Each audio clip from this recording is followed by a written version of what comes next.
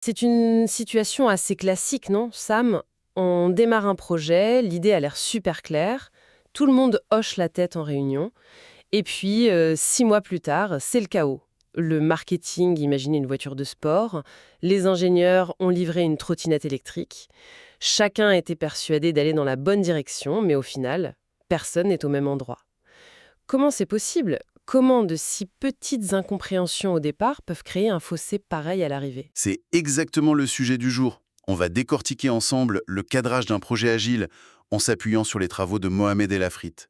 Il y a ce grand malentendu sur l'agilité, tu sais. Beaucoup de gens pensent que c'est de l'impro, qu'on avance un peu, sans plan. Mais en fait, c'est tout l'inverse.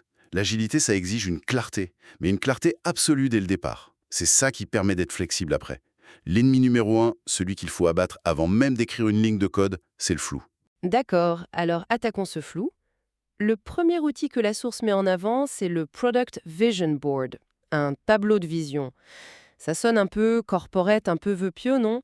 Qu'est-ce qui empêche ce truc de finir au fond d'un tiroir, ignoré de tous? C'est une super question. Et en fait, c'est là que tout se joue. C'est pas juste un joli poster. Son vrai pouvoir, c'est qu'il force tout le monde, le marketing, les commerciaux, les développeurs, à parler un langage commun. Et surtout, un langage non technique. C'est souvent là que les projets échouent. Les équipes ne se comprennent tout simplement pas. Le Vision Board, c'est une sorte de traité de paix. La pierre de Rosette du projet, si tu veux. J'aime bien l'image. Pour bien saisir son importance, l'analogie des deux trains est parfaite. Imagine deux trains. Ils partent de la même gare, sur deux voies qui ont l'air parallèles.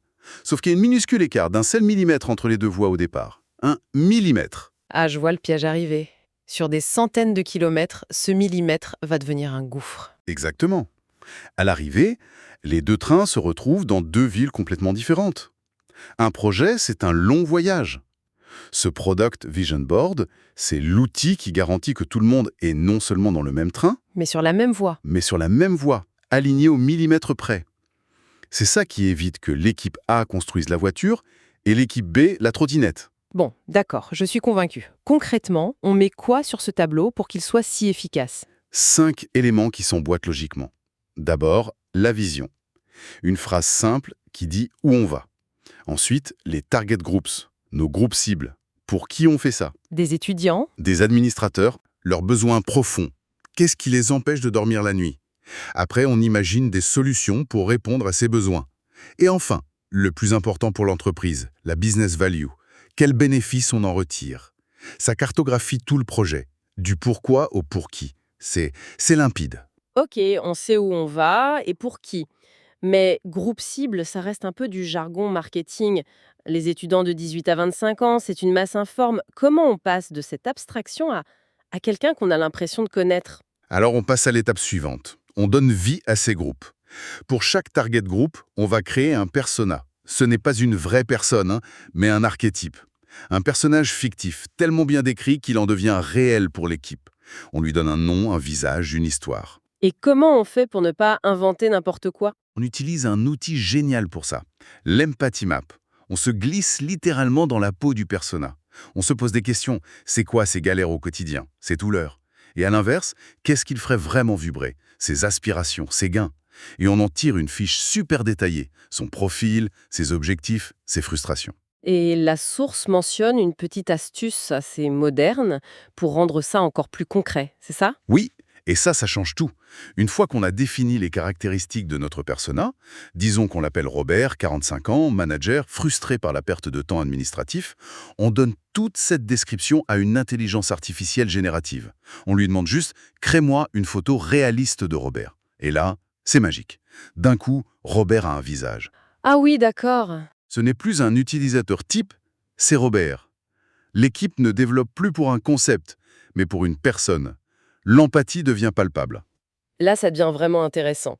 Parce que le vrai pouvoir du persona, c'est pas juste l'empathie, c'est qu'il devient un filtre, une sorte de garde-fou. Si une nouvelle idée de fonctionnalité arrive et qu'elle ne résout aucun des problèmes de Robert, on peut dire non. C'est l'arme anti-dérive par excellence, non? C'est exactement ça. Le persona devient le juge de paix. La question n'est plus « est-ce que cette fonctionnalité est cool ?», mais « est-ce que Robert en a vraiment besoin ?» Ça met fin à des débats sans fin et ça protège le projet de ce qu'on appelle le scope creep, cette tendance à ajouter sans cesse des choses utiles. En 3 étapes, c'est très logique. La première, c'est le Customer Journey, le parcours utilisateur. On raconte l'histoire de Robert avec notre future application. C'est un peu comme un storyboard, tu vois. Pour un site de e-commerce, par exemple, le parcours de Robert, le client, serait: il arrive sur le site, il cherche un produit, il l'ajoute au panier, il se connecte, il paye, il reçoit sa confirmation. Et j'imagine que si on a un autre persona, disons Cindy, la gérante du site, son histoire sera complètement différente. Totalement. Son parcours à elle, ce sera se connecter au back-office, consulter le tableau de bord, valider des commandes, gérer les stocks. On dessine vraiment ces 2 histoires, ces 2 chemins bien distants. Ok, on a nos scénarios, j'imagine un grand mur couvert de post-it avec toutes ces étapes. C'est super pour la vue d'ensemble, mais ça reste un peu le bazar. Comment on met de l'ordre là-dedans pour que ça devienne une vraie liste de travail? C'est la 2e étape, la story map. On prend toutes les actions de tous les parcours et on les regroupe. On les regroupe par grande famille, par thème. Se connecter, créer un compte, mot de passe oublié, tout ça, ça va dans la grande fonctionnalité authentification.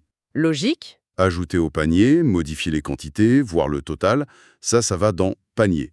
On crée une carte visuelle de tout le périmètre du projet. Cette story map alimente directement le backlog, qui est la liste de tout ce qui doit être fait. Mais c'est une liste très organisée, hiérarchisée. Tout en haut, on a les épiques, les grands chapitres quoi. Genre l'expérience d'achat complète. En dessous, les features, les fonctionnalités comme gestion du panier. Et enfin, la plus petite brique de travail, l'unité de base, c'est la user story. La fameuse user story, on en entend parler partout. Quelle est la recette pour bien la rédiger? La formule est simple, mais redoutable d'efficacité. En tant que type d'utilisateur, je veux faire une action afin de bénéficier de quelque chose. Et là, il y a un point crucial souligné dans la source. On utilise le type d'utilisateur, le target group, donc en tant que client, et non le nom du persona. On ne dit pas en tant que Robert, parce que la fonctionnalité doit servir tous les clients, pas seulement notre archétype. Ah oui, c'est subtil mais important. Oui, ça assure que la fonctionnalité reste générique et réutilisable. Parfait. Notre backlog est donc plein de user stories, bien écrites, bien rangées. Arrive la question qui tue dans tous les projets. Par où on commence? On a des centaines de tâches. Comment on décide de la priorité sans que ça vire à la bataille rangée? C'est là qu'on passe au release planning. Et notre story map redevient notre meilleur ami. On va classer toutes les user stories, mais cette fois verticalement, par ordre de priorité. La méthode la plus simple, c'est le must, should, could, want. Must, ce qui est non négociable. Should, ce qui est très important. Could, la cerise sur le gâteau. Et want, ce qu'on a consciemment décidé de ne pas faire. Et la toute première version du produit, le fameux MVP, le Minimum Viable Product, c'est quoi alors dans cette logique? C'est très simple. C'est l'ensemble de toutes les user stories de la ligne must. C'est tout. C'est le produit minimum qui fonctionne et qui apporte déjà de la valeur. Et je reviens sur le want parce que c'est crucial. Définir ce qu'on ne fait pas, le scope out, est aussi important que de définir ce qu'on fait. C'est l'image de la construction d'une villa. On précise dans le contrat que la piscine n'est pas incluse. Ça évite au client de demander à la fin « Alors, elle est où ma piscine ?» Je comprends le principe du scope out, mais dans la réalité, les clients, les patrons, ils repoussent toujours les limites. Est-ce que cette simple mention piscine non incluse suffit vraiment à calmer le jeu en fin de projet? Ça ne résout pas tout par magie, c'est sûr. Mais ça change complètement la nature de la conversation. Au lieu d'un débat flou, on a un document de référence qui a été validé par tout le monde. La discussion devient « on est d'accord que la piscine n'était pas prévue. Si on l'ajoute, il faut enlever autre chose. Ou repousser la date. Qu'est-ce qu'on choisit ?» Ça rend les arbitrages factuels et non plus émotionnels. D'accord. Et pour le suivi au jour le jour, pendant qu'une équipe travaille sur un sprint de 2 semaines, par exemple, comment on sait si on est dans les temps?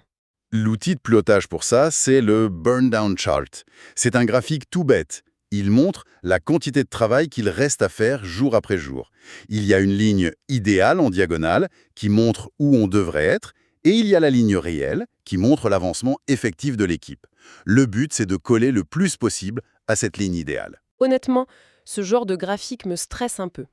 Si on est constamment en dessous de la ligne idéale, est-ce que ça ne crée pas une ambiance de panique permanente dans l'équipe? C'est un risque, bien sûr, mais c'est surtout un outil de transparence. Et la source pointe un danger encore plus sournois, celui de prendre de l'avance. C'est la fable du lièvre et de la tortue. Une équipe qui va très vite au début, comme le lièvre, peut se dire c'est bon, on est large, on prend un café de plus, on se relâche un peu, et on finit en retard. Le burn-down chart rend ce phénomène visible. Si la courbe plonge trop vite, c'est un signal pour le chef de projet, qui peut dire attention, ne nous endormons pas, gardons le rythme. C'est un outil pour maintenir une vitesse de croisière durable, en fait. Exactement. On a un plan, on suit l'avancement, mais les projets ne sont jamais des longs fleuves tranquilles. Des imprévus, il y en a toujours. Comment on se prépare à ça, Sam? On ne peut pas tout prévoir, mais on peut anticiper les menaces les plus probables. C'est la gestion des risques, via une matrice. Pour chaque risque qu'on identifie, on l'évalue sur 2 axes. Sa gravité, s'il se produit, est-ce que c'est une catastrophe? Et sa probabilité, quelles sont les chances que ça arrive? Et comment on multiplie grave par probable? Ça reste des mots? C'est là l'astuce. Derrière les mots, on met des chiffres. Par exemple, une échelle de 1 à 5 pour la gravité et de 1 à 5 pour la probabilité. Un risque très grave, noté 5, et très probable, noté 5, aura un score de criticité de 25.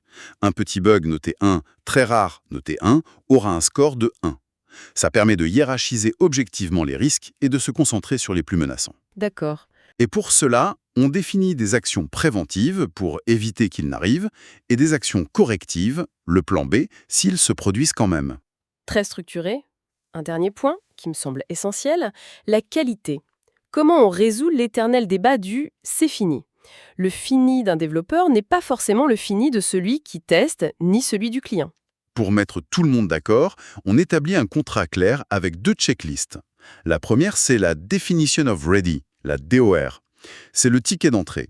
Une user story doit cocher toutes les cases de cette liste pour que l'équipe accepte de commencer à bosser dessus. Ça garantit que la demande est claire et complète. Et la deuxième, j'imagine, c'est le ticket de sortie. Exactement. C'est la Definition of Done, la DOD. C'est la liste de tout ce qui doit être fait pour qu'une story soit considérée comme 100% terminée et livrable. Ces 2 listes, DOAR et DOD, sont le contrat de qualité de l'équipe valable pour toutes les stories. Et elles sont complétées par les critères d'acceptation, qui, eux, sont spécifiques à chaque story et décrivent le comportement attendu de la fonctionnalité. Donc, si on récapitule, à la fin de toute cette phase de cadrage, avant même d'avoir écrit le moindre code, on doit se retrouver avec un véritable dossier de projet, un plan de bataille complet. Il y a quoi dedans, concrètement? En gros, on a notre dossier de guerre, oui. Dedans, on trouve le fameux Product Vision Board validé par tout le monde, une carte des parties prenantes pour savoir qui influence le projet, les fiches persona super détaillées avec le visage de Robert et Cindy, les schémas de leur parcours utilisateur, la grande story map avec les priorités et le périmètre, le backlog bien structuré, le plan des différentes versions à livrer, la matrice des risques qu'on a décidé de surveiller, et enfin notre contrat qualité, les définitions de ready et de done. En fait, tout l'enjeu, c'est de déplacer l'effort. Plutôt que de foncer tête baissée dans le code et de corriger le tir en permanence, on investit un temps considérable au début pour construire des fondations d'alignement ultra solides, pour s'assurer que tout le monde, vraiment tout le monde, est dans le même train et sur la même voie. C'est la clé. C'est vraiment ça. Et si on veut pousser la réflexion un peu plus loin, on a passé tout ce temps à bétonner le quoi, ce qu'on va construire. Mais le vrai test de l'agilité, c'est peut-être quand le marché lui-même change au milieu du projet et qu'il remet en question le pourquoi fondamental. Que fait-on quand on se rend compte que le train va bien vers la bonne ville, mais que la ville n'est plus la bonne destination? Savoir adapter non seulement le comment, mais aussi le pourquoi, c'est peut-être ça le niveau ultime de l'agilité.